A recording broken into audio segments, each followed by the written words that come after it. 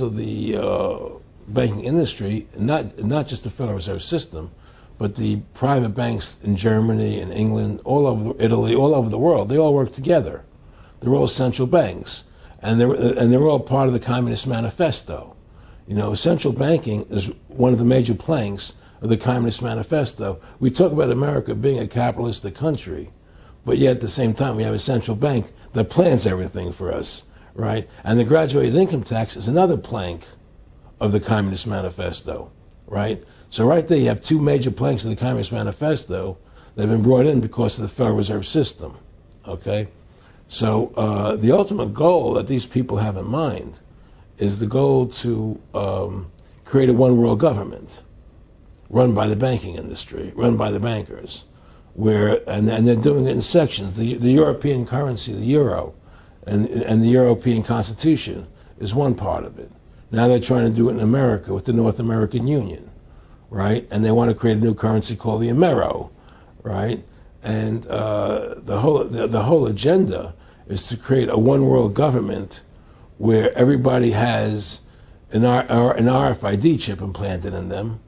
All money is to be in those chips, right? There'll be no more cash. And this is given me straight from Rockefeller himself. This is what they want to accomplish. And all money will be in your chips.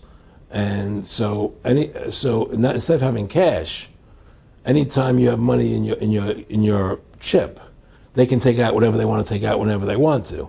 If they say you owe us this much money in taxes, they just deduct it out of your chip digitally. Total control. Total control. And if you're like me or you, and you're protesting what they're doing, they can just turn off your chip. And you have nothing. You can't buy food. You can't do anything. It's total control of the people. And that chip's connected to a database that has your purchasing records, what you do, what everything, you sell. Everything is in there, you know?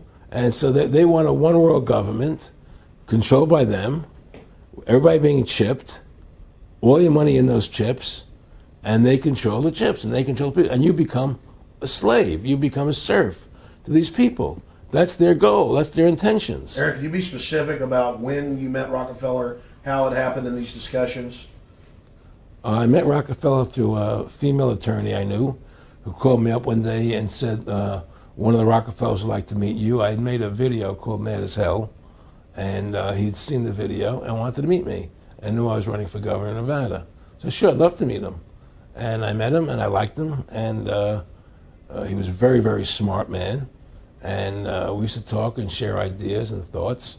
And he's the one who told me 11 months before 9/11 ever happened that there was going to be an event. Never told me what the event was going to be, but there was going to be an event. And out of that event, we were going to invade Afghanistan to run pipelines from the Caspian Sea. We were going to invade Iraq, you know, to take over the oil fields, establish a base in the Middle East, and make it all part of the New World Order. And we'd go after Chavez in Venezuela. And sure enough, later, 9/11 happened. And I remember he was telling me how how you're going to see soldiers looking in caves for people in Afghanistan and Pakistan and all these places. And there's going to be this war on terror, which is no real enemy. And the whole thing is a giant hoax, you know, but it's a way for the government to take over the American people. He told you it was going to be a hoax. Oh, yeah. Oh, yeah. There's no question. He says, there's going to be war on terror. And he's just laughing. There's no, who are we fighting? I mean, why do you think 9/11 happened and then nothing's happened since then? Do you think that our security is so great here that these people who pulled off 9/11, who were able to, can't knock down another plane? Come on, it's ridiculous. 9/11 was done by people in our own government and our own banking system to perpetuate the fear of the American people into subordinating themselves to anything the government wants them to do. That's what it's about, and to create this war, this endless war on terror. And that's why and that was the first lie. And the next lie was going into Iraq, you know, to get Saddam Hussein out with his weapons of mass destruction. That was the next lie. Now, specifically, this was a little over 6 years ago? This was 11 months before 9/11. Yeah. And Nick Rockefeller, who's a lawyer, he's become your friend over the previous years, and he's saying to you that there's going to be this big event, and then out of that we're going to have a war on terror, and it's just going to go on and on. Right, an endless war on terror without any real enemy. That you can never define a winner. And did he say that it's going to be perfect because you can't define an enemy? It just goes on Yeah, and on? because you can't define a winner. There's no one to beat, so it goes on and on forever. And they can do whatever they want. They scare the hell out of the American public. Look, this whole war on terror is a fraud. It's a farce. It's very difficult to say it out loud because people are intimidated against saying it. Because if you say it, they want to make you into a nutcase. But the truth has to come out. That's why I'm doing this interview.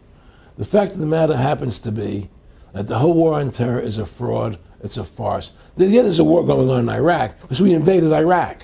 And people over there fighting, But the war on terror, it's a joke, And until we discover what really happened on 9/11 and who was responsible for 9/11, because that's where the war on terror emanates from.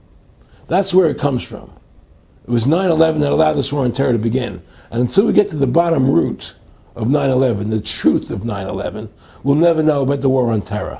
Aaron, you said that he was, and I think it's important, and I know this about the Rockefellers from Dr. Dennis Cuddy and many others who literally, you'll be 20 years old in a lunch line at college, and there's David Rockefeller. And they're experts at recruiting and getting what they call players, and that clearly he was, I want to make it specific and just get you to reiterate what you said last night about you got 30% of the vote, you were having an effect, you made mad as hell, they knew that you'd started the Constitution Party, they knew that you were somebody who was taking action and getting things done, you'd already made some big films, had a lot of other successes, right. So they were trying to recruit you, and didn't it come down to the point of, hey, we are here to recruit you, and don't worry, your chip's going to say, don't mess with us, this guy's don't touch. Yeah, yes, that did happen. I was definitely being recruited, but it's more subtle than that. Well, in your words, just go through the process, and then what he said to you. Well, what it is remember, we were friends, and we used to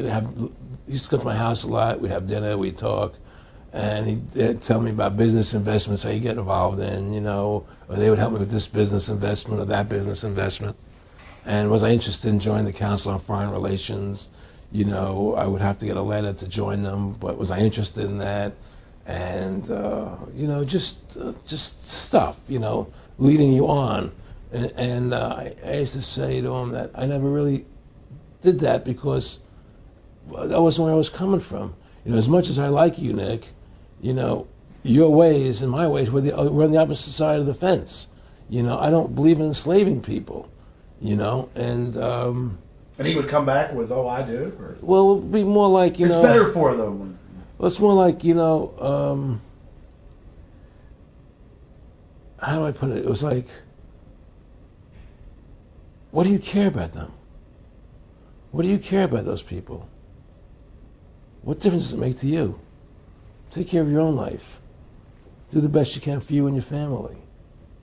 What do the rest of the people mean to you? They don't mean anything to you. They're just serfs. They're just people.